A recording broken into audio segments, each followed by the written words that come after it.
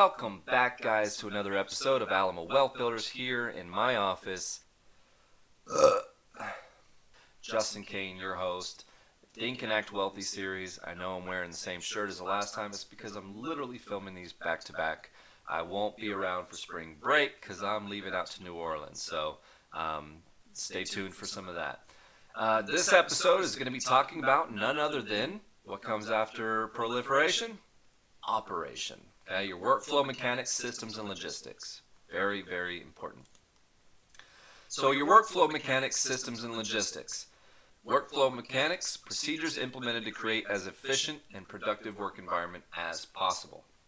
Okay, so your workflow mechanics are really built by experienced people that know and have been through how to efficiently create a process. Okay, so if you guys have ever seen, you ever been to let's keep it simple, a Krispy Kreme, and you see how the machines work, and it makes the donut, and then it goes up, and then it dips it in the oil, and it bakes it, and then it pops up, and then the cream pours on it, and then it comes around on that serving tray, and it's all ready to go. It's all automated.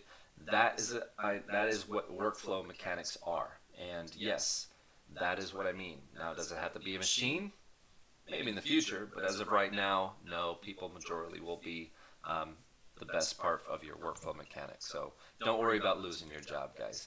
Systems, structures, hardware, and software that helps to support the workflow mechanic procedures. Your workflow mechanics are the fundamental mechanics. Your systems are the structures that are in place to allow those mechanics to function properly.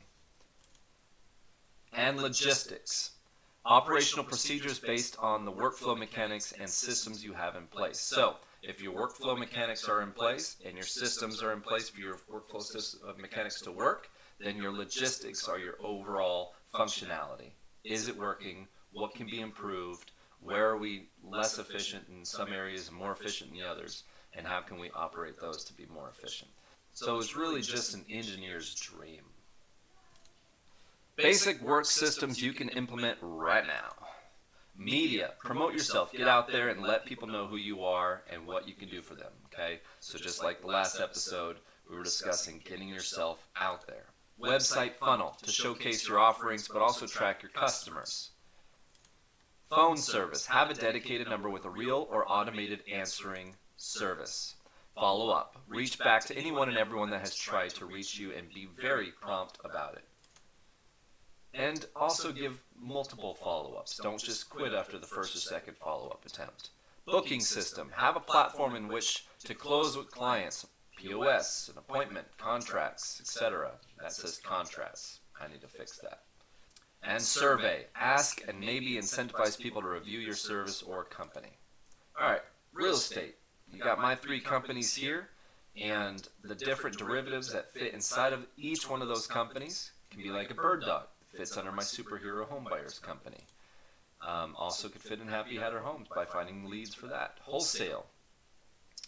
Wholesalers are fitting under, that's what superhero home buyers company is.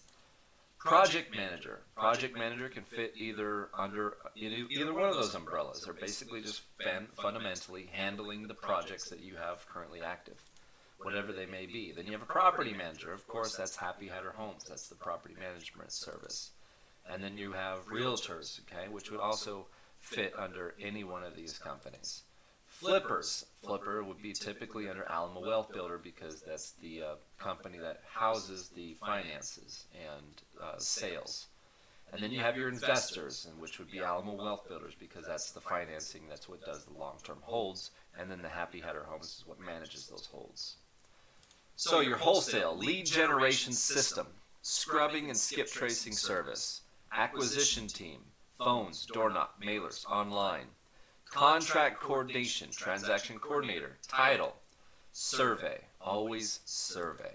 Flipping houses, you got lead generation, proof of funds, acquisitions, project management, onboarding and permit coordination, payout coordination, sales coordination, realtor listing, broker listing service. I don't recommend realtor, but in cases it can be beneficial. Otherwise, I'd find a listing service or a listing broker that can do it for a small fee. Investor, acquisitions, feasibility, transaction coordinator, transaction attorney or office manager. Data, enforcement. So what does that mean? That means sometimes people just don't pay, and you've got to have your enforcement policies in place. All right, guys, that's going to wrap it up for this. If you got any questions, please leave it in the comments below. Let's talk about it. And if you like it, please share it. Let's get this out there for people to start learning and start growing, all right? I appreciate it. I'll see you on the next one.